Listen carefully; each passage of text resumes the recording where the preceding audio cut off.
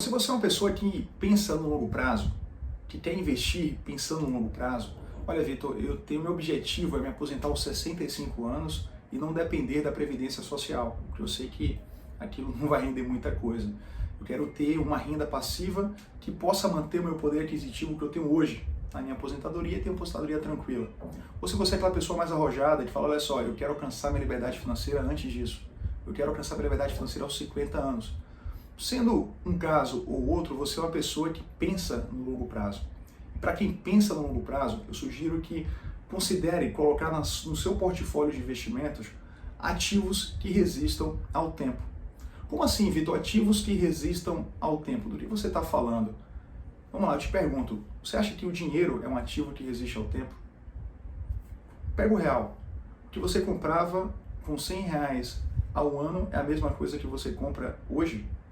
Não, né? Se a gente pensa em 10 anos, quanto era um carro há 10 anos, quanto é hoje? Por que isso? Porque, principalmente no Brasil, onde a gente vive, existe um processo de inflação que corrói o valor desse dinheiro. Então, o dinheiro não é um ativo que resiste ao tempo. Empresa é um ativo que resiste ao tempo? Não. Quantas empresas você conhece que duram mais do que 100 anos? No Brasil, eu me recordo do Banco do Brasil, né? Por exemplo, Petrobras, na década de 50, não chegou a 100 anos ainda, mas são exceções, né? Normalmente as empresas, a maioria delas, quebram antes disso. Então, não posso dizer que empresas são ativos que resistem ao tempo. Então, Vitor, do que você está falando? O que é isso? Bom, o ouro. O ouro é um ativo que resiste ao tempo, né? Desde os primórdios da civilização, né, o ouro sempre teve um valor e esse valor sempre foi subindo, né, ao passar dos anos. Por que isso? Porque é um recurso escasso. Dizem que o ouro chegou até o mundo através de meteoros. Então, a menos que um meteoro caia na Terra cheio de ouro e aumente a oferta de ouro, o ouro vai continuar aumentando de preço ano após ano. Tá? Outra coisa, terras. Terras, imóveis, propriedades também sempre sobem de preço. Não é à toa que as gerações mais antigas, os mais idosos gostam de investir em imóveis, né? São gerações mais patrimonialistas, né? Exatamente por ter isso em mente. Olha, imóvel nunca perde valor, é um investimento seguro, né? Isso está no mindset aí de quase, acho que todo mundo. Então, assim, o que é que te impede de investir em imóveis, em ter parte de sua carteira em imóveis? Algumas pessoas falam, Vitor, a burocracia.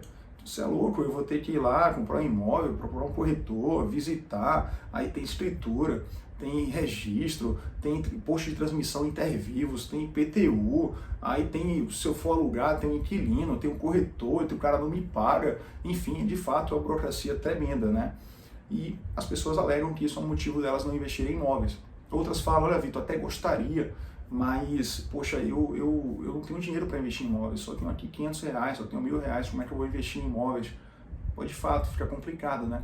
Mas se eu te disser que existe uma forma de você investir em imóveis sem essa burocracia, com o dinheiro que você tem em mãos. Pois é, pessoal, nessa aula aqui vamos falar sobre fundos imobiliários.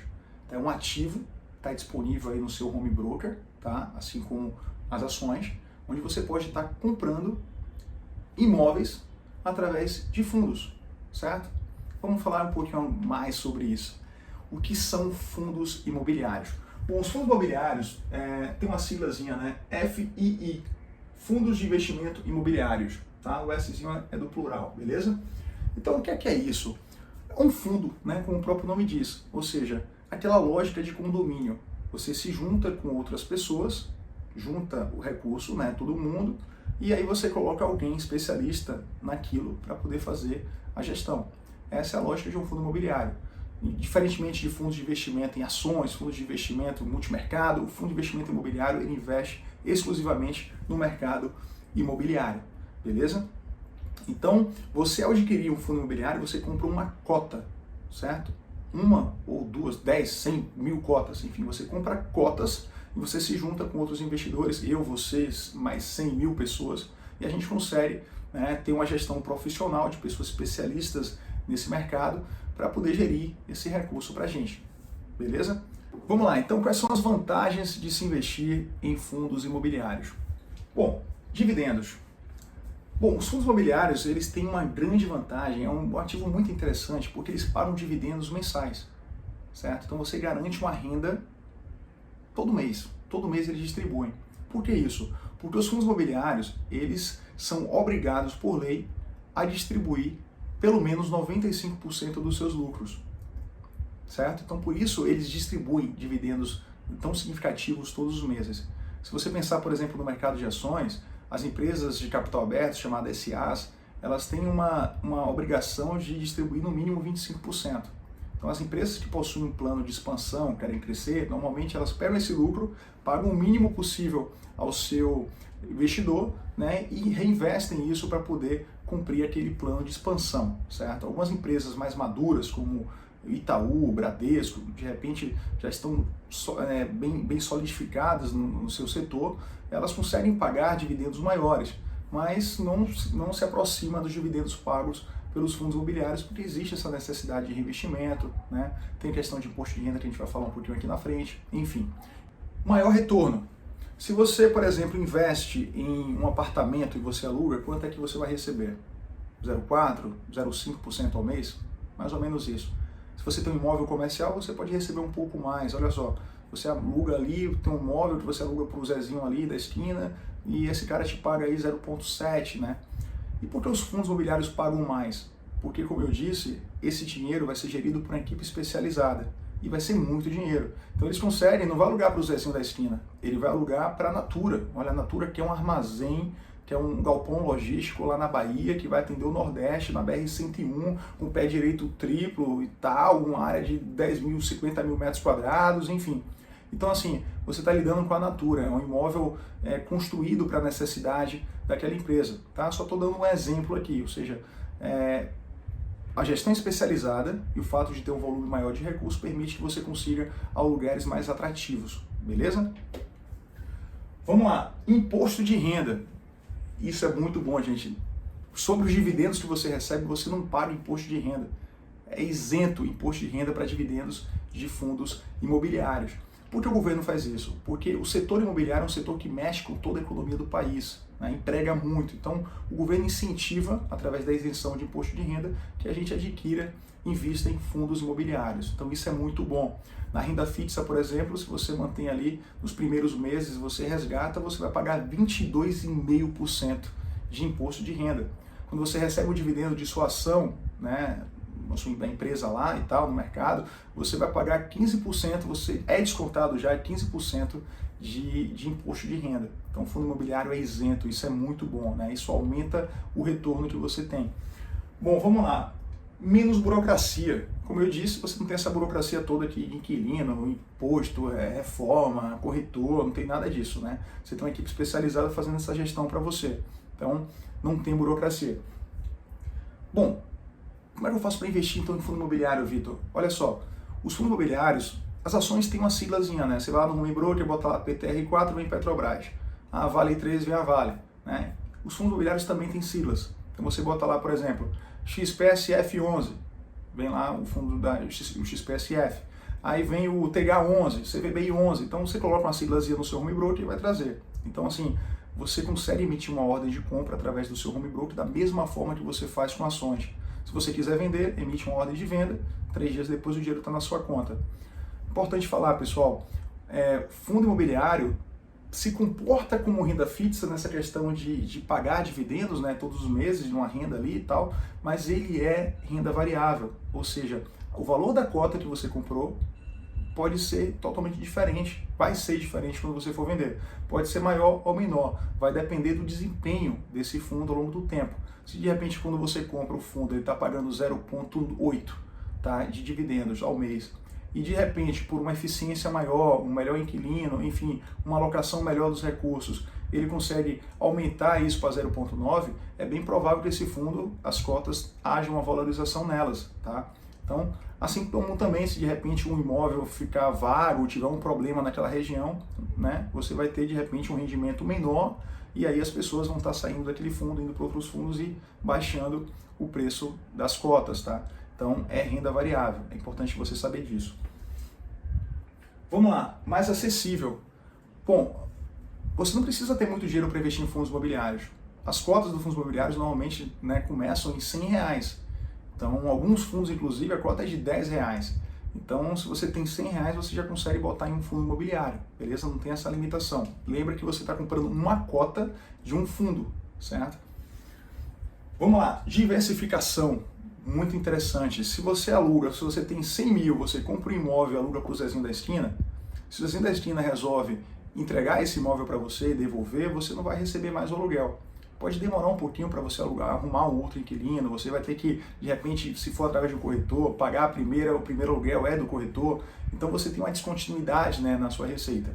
Enquanto no fundo imobiliário, normalmente eles investem em diversos imóveis, dezenas de imóveis, então são shoppings, armazéns, logísticos, enfim, lajes comerciais, tem diversos. Então se um desaluga, né, o outro mantém alugado e você mantém uma consistência ali. Então por ter mais imóveis, né, sua cota reflete a participação em todas essas cestas de imóveis, você tem uma maior diversificação, você tem uma variação menor, né, uma descontinuidade muito menor do que você teria se investisse em um imóvel só, colocando todos os ovos em uma mesma cesta.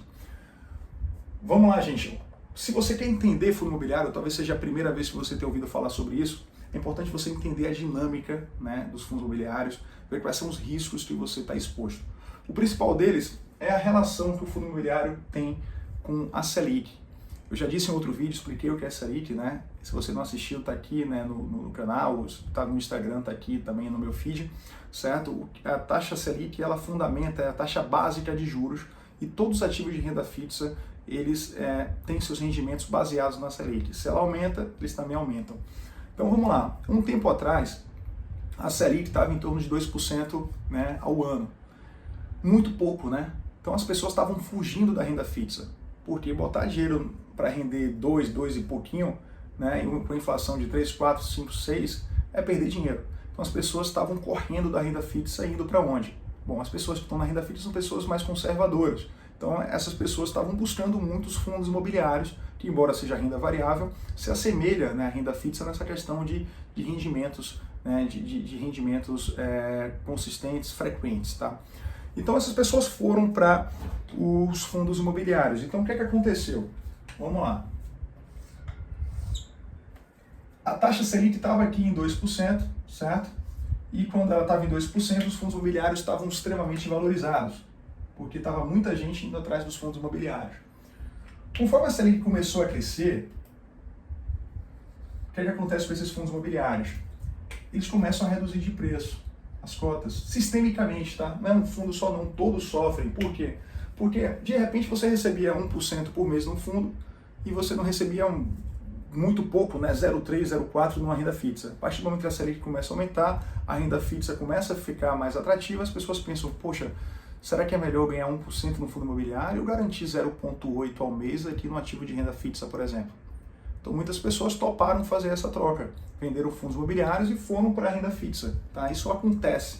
Então o que aconteceu? As pessoas saindo do fundo imobiliário, reduziu a demanda, as cotas dos fundos ficaram mais baratas. Então em média aí houve uma redução de 20% mais ou menos aí no valor das cotas dos fundos imobiliários. Só que isso não quer dizer que os dividendos caíram. Não, os imóveis continuam alugados, né? Só que a renda fixa ficou mais atrativa, então as pessoas estão trocando o fundo imobiliário por renda fixa, certo? Então é importante entender essa lógica, essa dinâmica, né? Quando a Selic sobe, há uma redução no preço dos fundos imobiliários, certo? Quando a Selic cai, as pessoas vão para fundos imobiliários e eles aumentam os seus preços, beleza? Então essa dinâmica aí, mesma dinâmica de ação, tá? Oferta e demanda. Então ela acontece também nos fundos imobiliários, então sofre esse impacto aí da Selic. Bom, para finalizar, pessoal, mas antes de falar disso, eu queria pedir a vocês aqui para curtir, tá? Curte aqui o vídeo, deixa seu comentário. Se tem alguma pergunta, coloque aqui que eu vou estar esclarecendo. É importante dar essa força pra gente. Compartilhe esse vídeo com aqueles amigos que você acha que pode ter interesse nesse conteúdo, tá? Ativa o sininho aqui se você está no YouTube para receber notificação sempre que eu colocar um novo vídeo. Isso é muito importante para mim, muito importante para o canal, para fazer esse conteúdo chegar ao maior número de pessoas possível, beleza? Então vamos lá, pessoal. Eu coloquei um tópico aqui para finalizar, oportunidade. Vitor, se a Selic está aumentando, a gente deve ir para a renda fixa, né?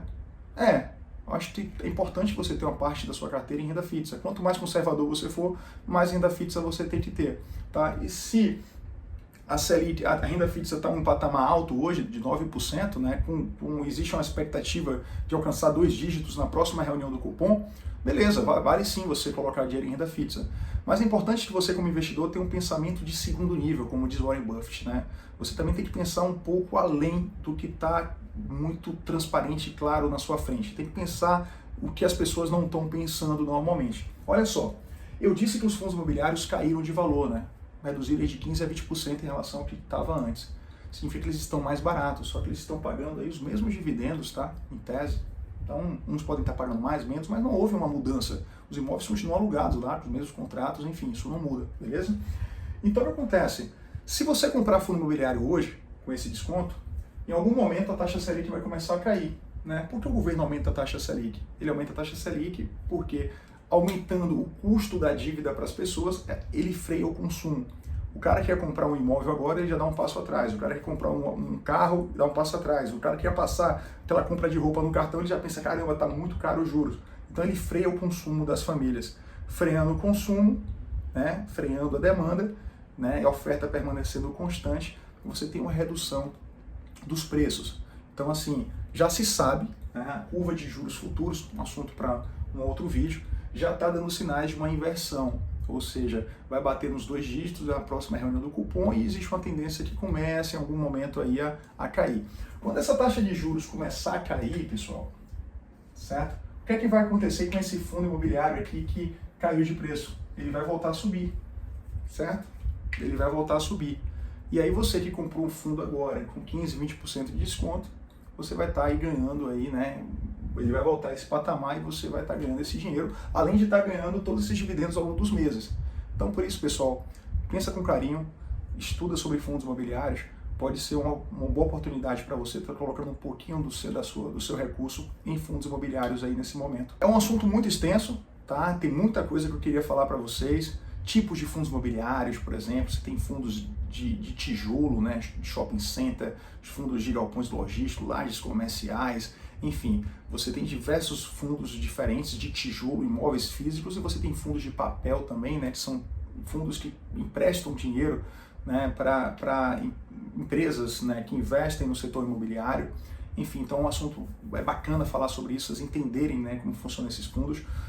Análise de fundos imobiliários, como você escolher o melhor fundo imobiliário, né, quais são os indicadores que você deve estar olhando, enfim, quais são os dados, né, que você deve estar olhando para tomar a decisão mais acertada. Mas enfim, vai ser assuntos aí de próximos vídeos, beleza? Valeu, pessoal, lembra aí de dar essa curtida, valeu? Dá essa moral, forte abraço!